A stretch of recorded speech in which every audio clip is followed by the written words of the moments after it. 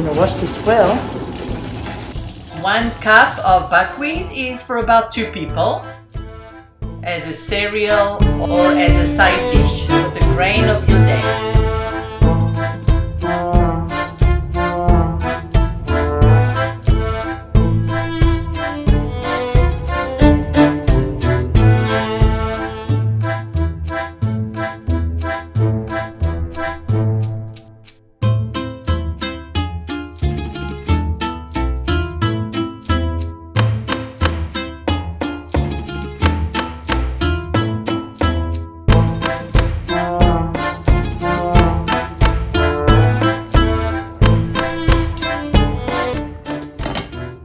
Remove from heat and cover it like a baby with a blanket or with kitchen towels.